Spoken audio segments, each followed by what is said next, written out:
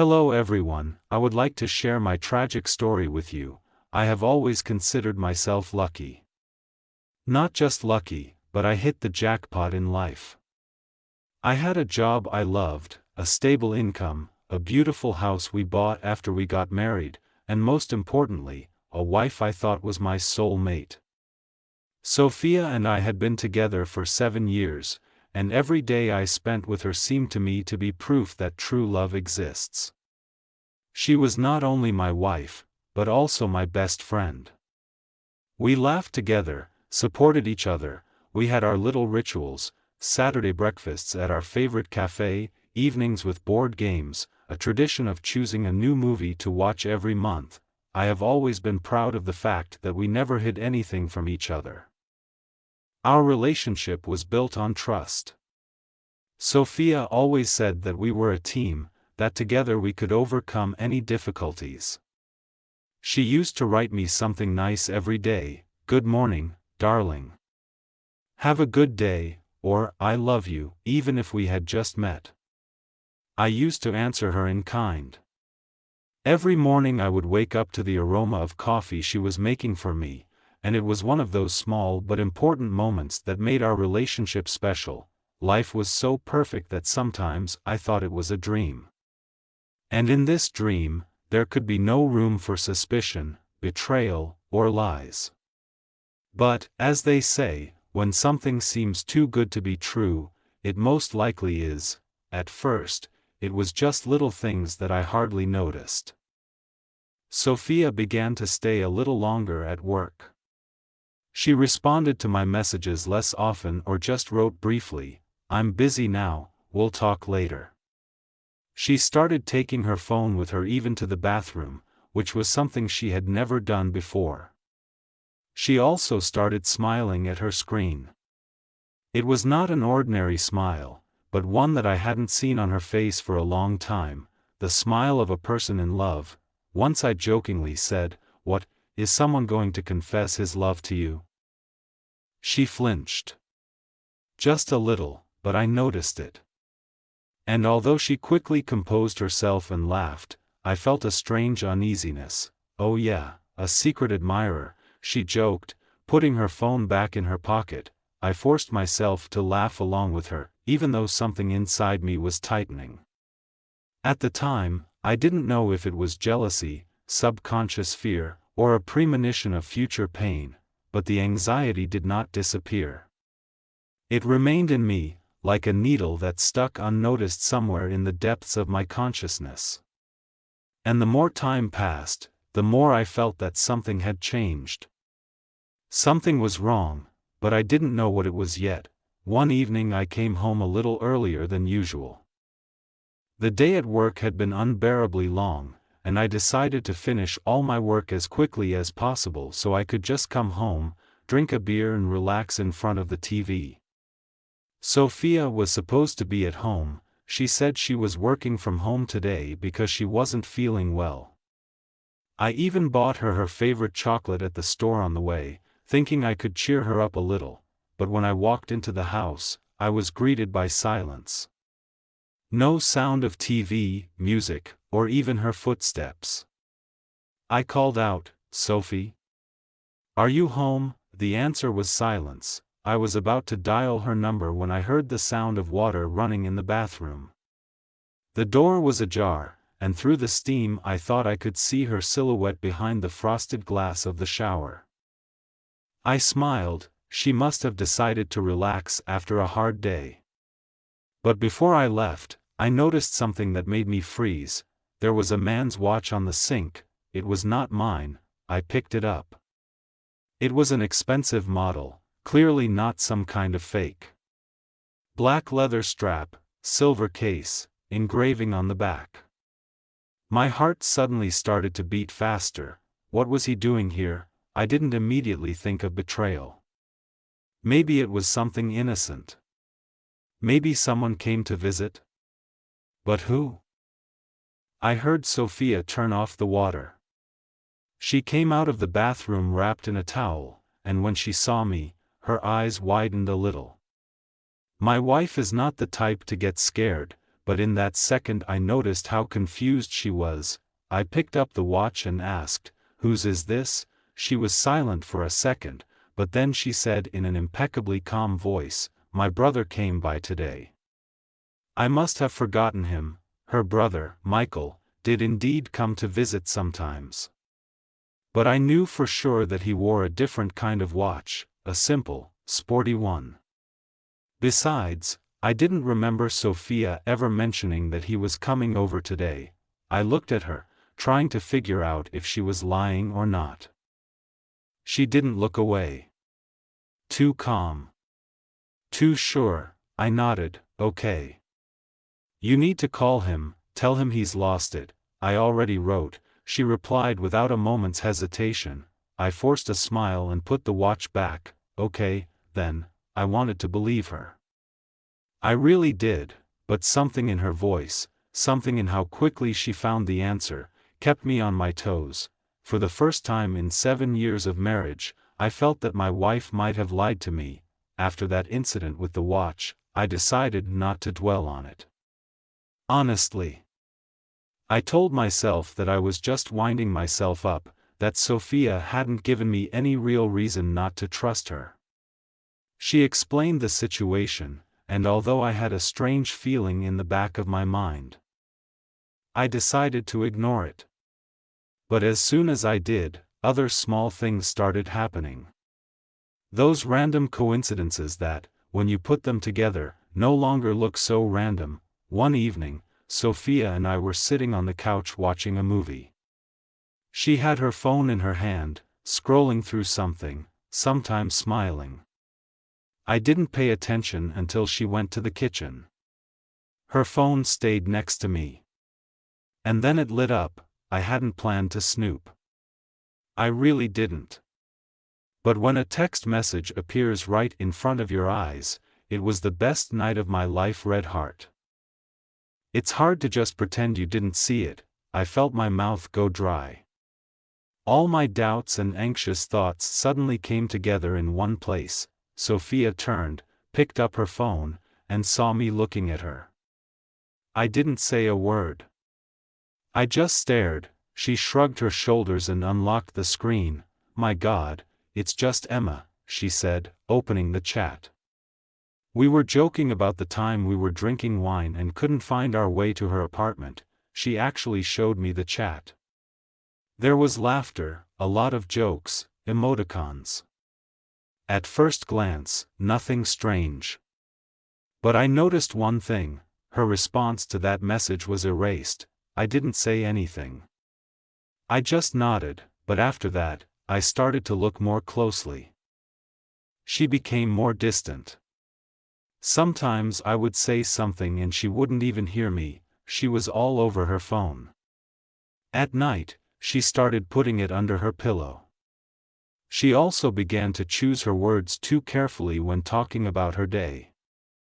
Before, she could easily tell me everything: where she was, what she did, who she saw.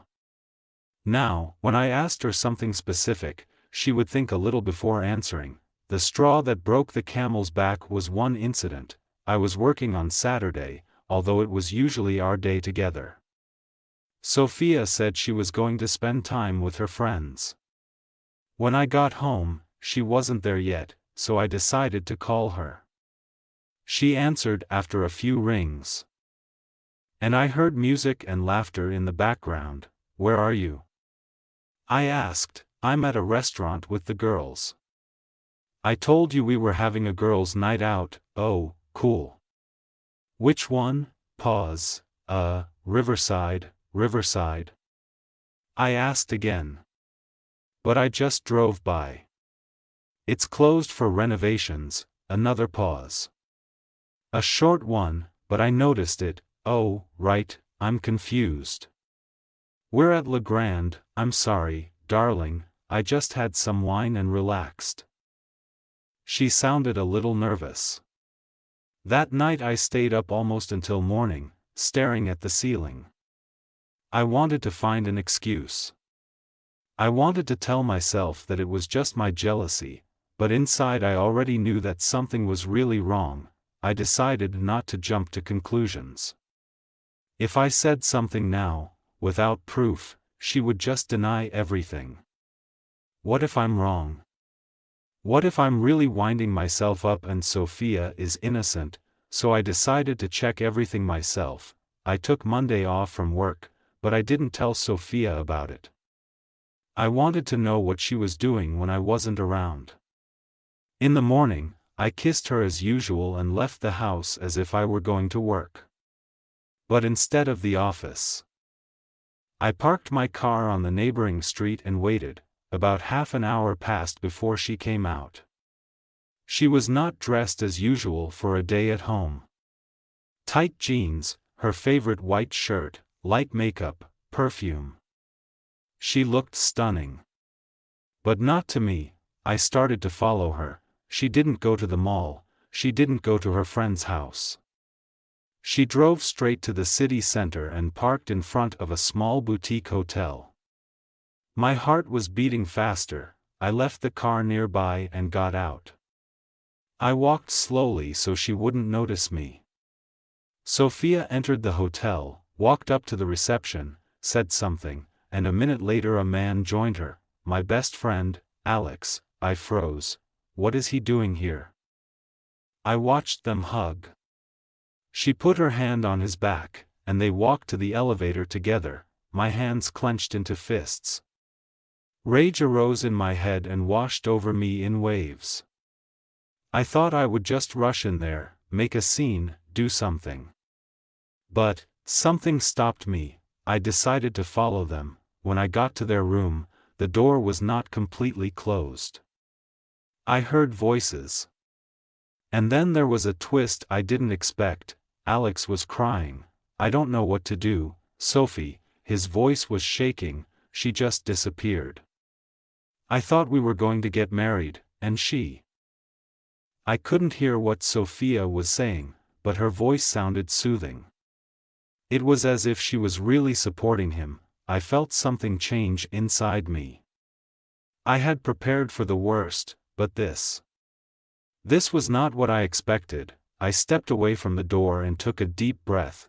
Maybe I'm really winding myself up, perhaps there is nothing there, but as it turned out, I was wrong. The truth was much worse than I could have imagined. I returned home devastated, but also relieved. Everything turned out differently than I had imagined. Sophia did not cheat on me with Alex. She was just supporting her friend in a difficult moment. I even felt guilty for suspecting her. That evening I behaved as usual, trying not to give away my feelings. Sophia was her usual self, too. She hugged me, cooked dinner, told me how her day had gone. And everything was fine, for a while, but something deep inside me was not at ease. I tried to convince myself that this story was over, that I had just made a fool of myself, but my suspicions did not disappear, and for good reason. The next day I took the day off again. I wanted to finally put an end to all this. I decided to follow Sophia again, and this time I saw the truth. She had packed up and gone downtown again. But this time, not to the same hotel, not with Alex. This time it was another man. He was waiting for her at the entrance. He was tall, well-dressed, and obviously confident. She walked up to him and kissed him. Not just a friendly kiss on the cheek, not a short gesture. It was a real passionate kiss, the kind of kiss she gave me when we first started dating. It was like I was paralyzed. I didn't know what to do. Should I scream? Run back to them? Make a scandal in the middle of the street? But I just stood there and watched them walk into the hotel together. Now I had no doubts. It was not a fiction, not a coincidence, not a friend's joke. My wife was cheating on me. And it wasn't just a moment of weakness. It was planned, thought out, repeated. I felt my insides go cold. Something in me broke. But along with that came the realization that I was no longer the naive man trying to justify her behavior. I finally saw everything as it was. and now it was my time to act. I don't know how long I stood in front of the hotel. 10 minutes? Half an hour? Time seemed to stand still. A storm of emotions raged inside me: anger, pain, betrayal, but most of all, emptiness. I could have burst in there right now, made a scene, kicked down the door, broken that bastard's jaw. But what would it change? Sophia had already made her choice. And the worst part was that I realized it wasn't her first time. I felt a strange sense of peace. I was no longer looking for explanations. I no longer tried to find excuses for her actions. I decided to wait. 2 hours later, the hotel door opened and she came out with that man. They were laughing, she was touching his hand, and in her eyes was the same shine that once belonged only to me. I quietly took out my phone and took a few pictures. It was not just proof of her betrayal. It was my point of no return. That night I acted as if nothing had happened. She came home and acted like she always did. She kissed me, asked me how my day was, hugged me before going to bed. And I could barely contain my disgust. The next day I decided to talk to her.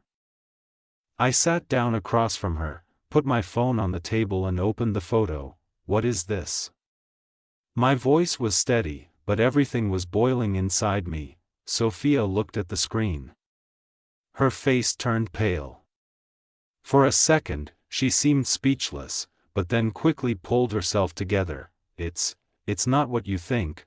Her voice was quiet, but it didn't sound sincere. I didn't answer her. I just looked at her. She sighed. Okay, she finally said. Yes, I'm seeing him. My heart sank, but I forced myself to remain calm. And this has been going on for a long time. She looked down as if she were ashamed. A few months, she finally said. That's it. Not just once, not an accidental mistake, a systematic, planned betrayal. I looked at her and realized it was over. But now I had to make my choice. I sat in silence, staring at her face. My Sophia. The woman I loved, the woman I trusted with all my heart, was now sitting in front of me, her eyes downcast, admitting that she had been seeing another man for several months. Something in me finally broke. This isn't the first time, is it? My voice was calm, even cold. She flinched, her lips pressed into a thin line. Why do you think so? I smiled bitterly. Because you don't look shocked. You don't apologize, you don't cry, you don't swear that it was a mistake. You just wait to see what I'll do next. It means you've been through this before. Sophia didn't say anything.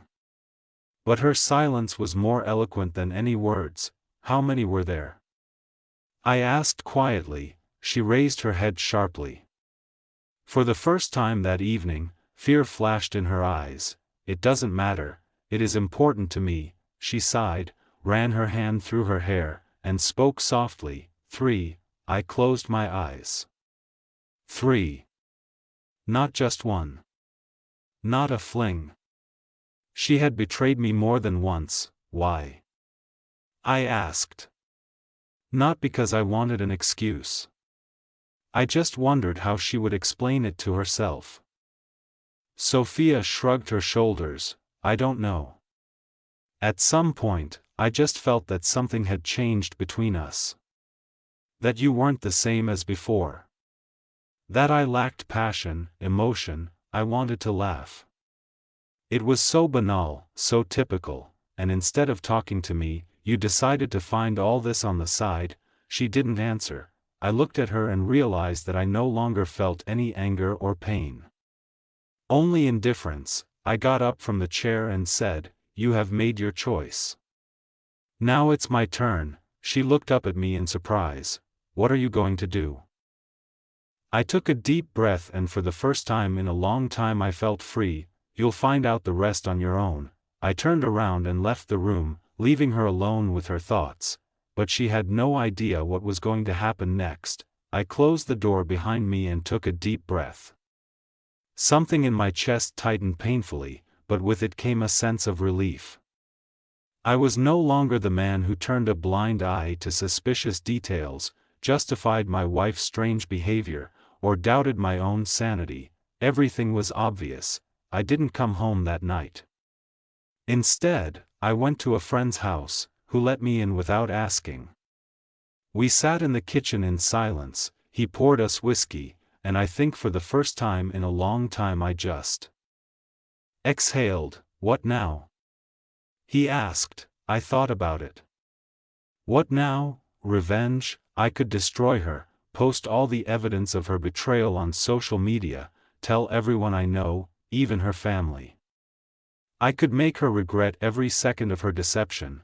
Forgiveness, I could give her a chance to fix everything, try to understand her motives, go to family therapy, try to save this marriage. But why should I save something that has been destroyed for a long time? Should I move on? This option seemed to me the most correct. I didn't want to stay in this city, in these walls, where every corner would remind me of the lie.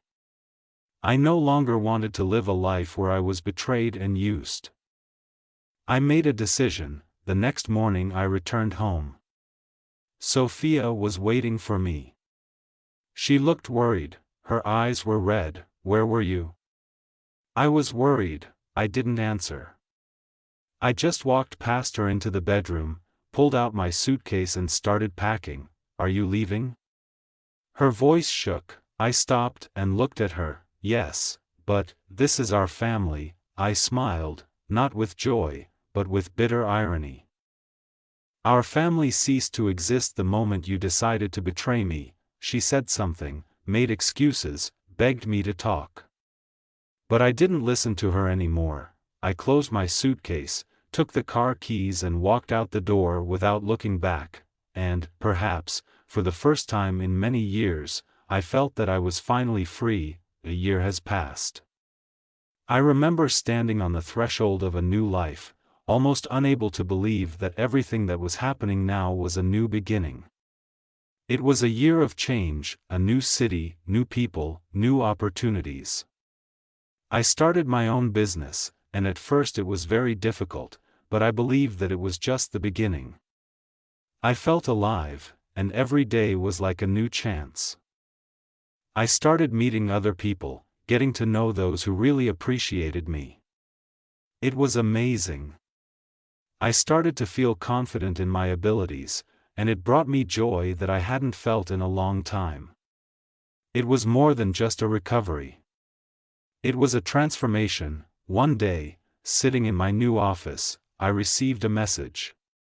When I saw the name on the screen, my heart made several unpleasant jerks. It was her, my ex-wife. At first, I didn't know what to do. I just wanted to forget about it, to leave everything in the past. But I remembered how she manipulated my feelings, how I suffered because of her betrayal and lies. And now I was different. My response was not just a lack of action, it was my victory. I did not open that message. I didn't feel the need. Life went on, and I finally felt like I was living for myself. My new reality was different, one in which I was the master of my emotions and actions. I no longer needed approval or confirmation from those who had betrayed me. I had become stronger, and every day that I didn't look back was a step towards even greater success. Now I saw how important it was to keep going, not to get depressed when everything seemed to be lost. I was no longer held down by the need for someone's love that was not honest. I found myself again. And I no longer sought to return what was in the past. Now I believe again that life can be beautiful, even if everything you once loved is going to ruin. I didn't expect anyone else to write. I was not looking for confirmation or pity. My emotions were only mine and no longer depended on what another person was doing. In the end, I discovered that the whole year I spent in recovery was just a small stage in the big picture of my life. I realized that all this suffering, all this pain I went through was not just part of the story, it was necessary for me to become who I am today. And most importantly, I realized that no one can control my future but me. Now I have everything I want, so, this is my story. And I want to thank each and every one of you who watched this video, who followed every step of this difficult but important journey. I hope that my words have helped you understand how important it is not to give up, even when it seems that everything is lost. Life gives us many challenges, but it is up to us to choose how to respond to them. And, in the end, we can find our strength even when others have long since left us. I wish you not to be afraid of change, not to look to the past for answers to questions that are important for your future. Your life is your story. Only you can decide how it will end. And remember that it is never too late to start again. Thank you for being with me on this journey. Please subscribe to the channel, like the video if it inspired you, and leave a comment. I'd love to hear your thoughts. See you in the next videos. See you soon.